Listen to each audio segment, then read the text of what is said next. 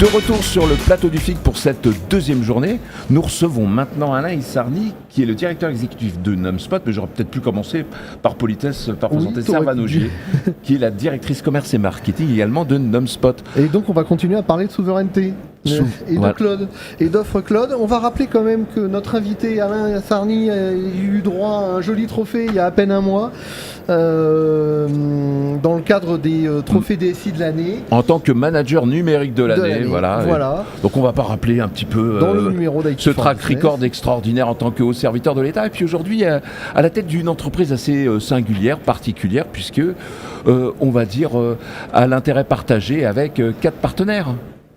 Exactement, donc 4 partenaires de choix que sont la Banque des Territoires, c'est-à-dire la Caisse des dépôts et consignations, donc la Poste, Dassault Systèmes et Bouygues Télécom.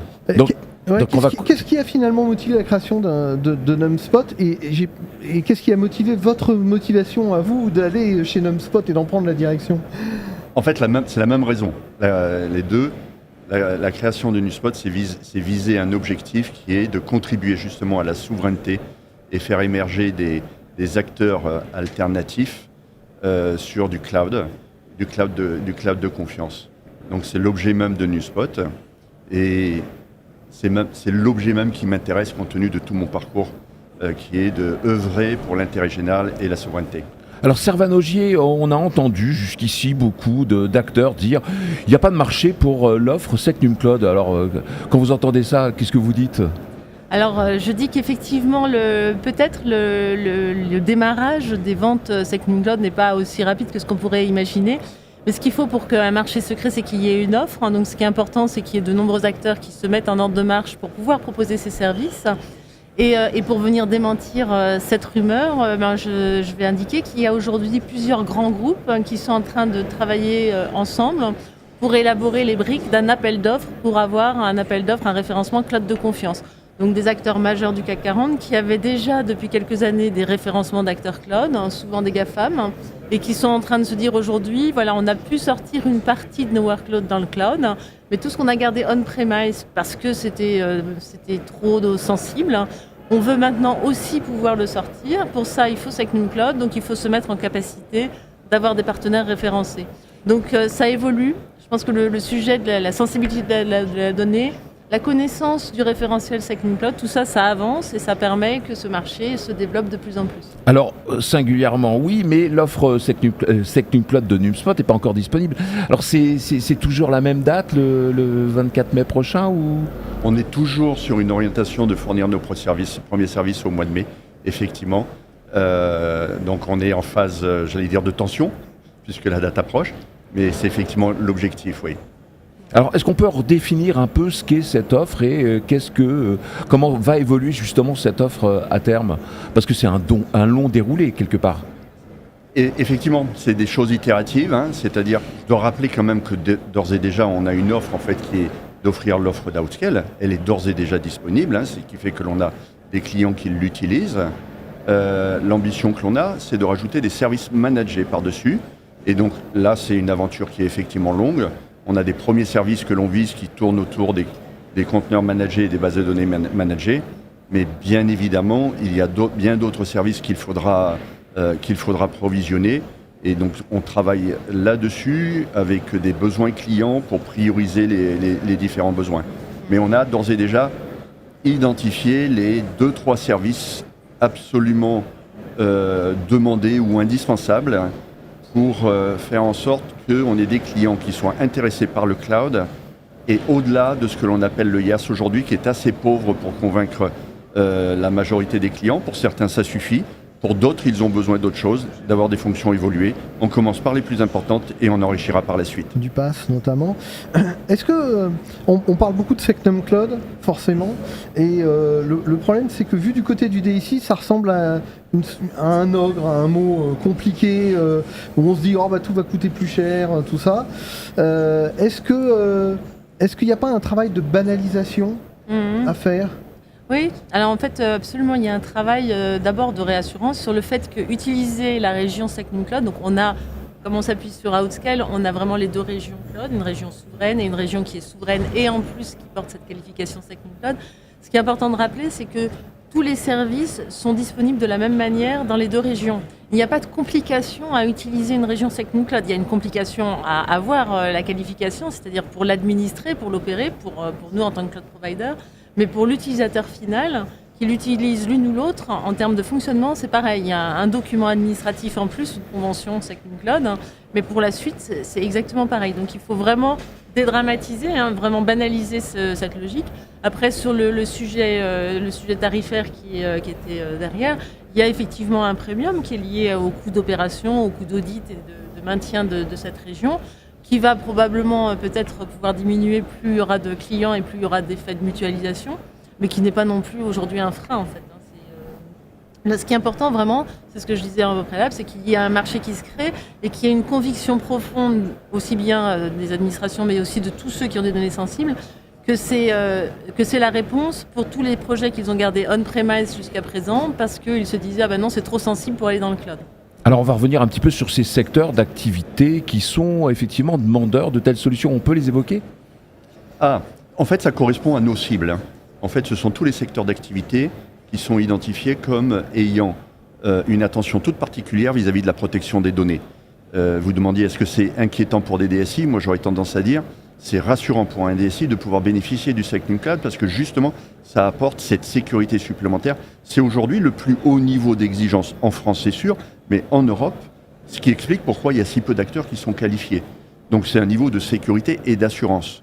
Et d'assurance, en fait, pour les secteurs que l'on vise avec des données confidentielles. Je rappelle juste nos secteurs privilégiés que sont le secteur public, c'est-à-dire les administrations, les opérateurs, toutes les collectivités locales. Il y a le secteur santé.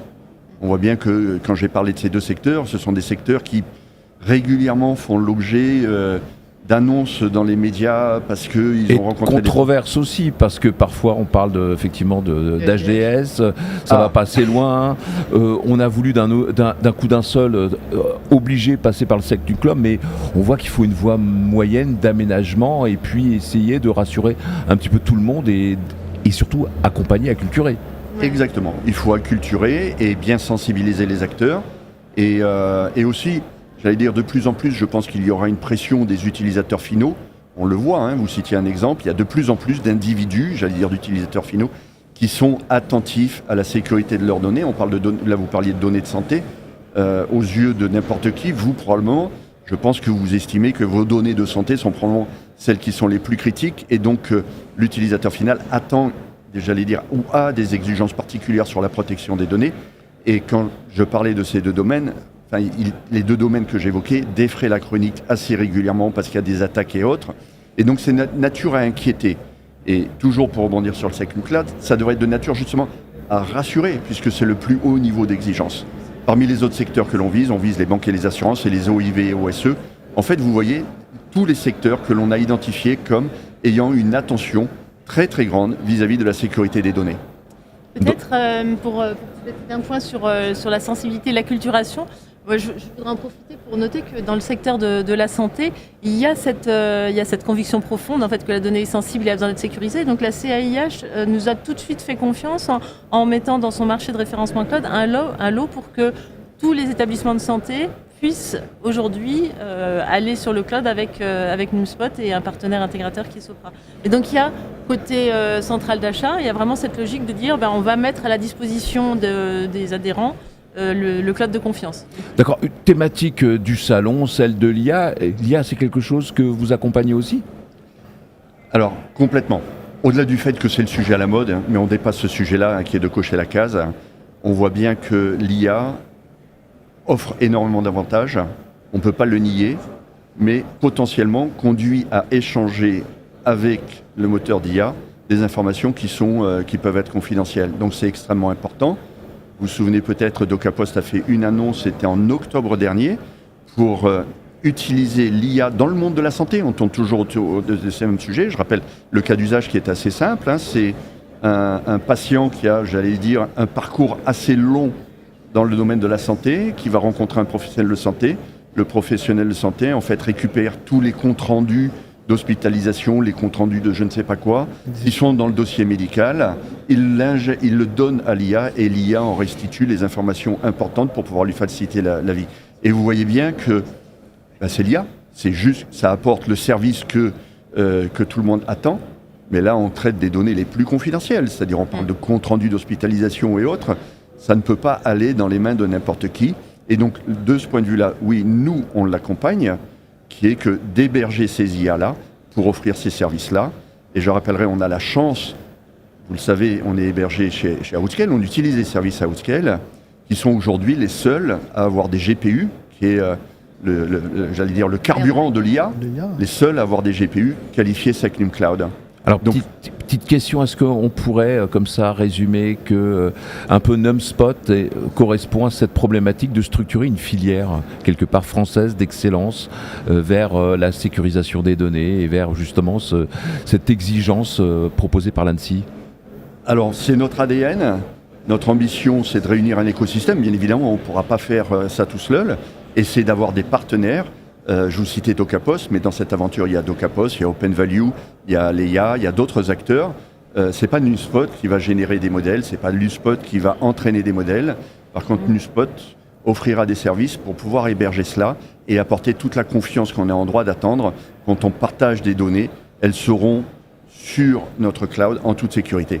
Sécuriser les données, voilà, c'est plus une option, hein, en tout cas sur pas mal de sujets. Merci Alain Issarni, merci Servan Augier. Je rappelle que vous travaillez tous les deux pour NumSpot et puis que on attend justement ce mois de mai pour voir arriver effectivement un autre étage de la fusée allumée. Merci beaucoup. Merci.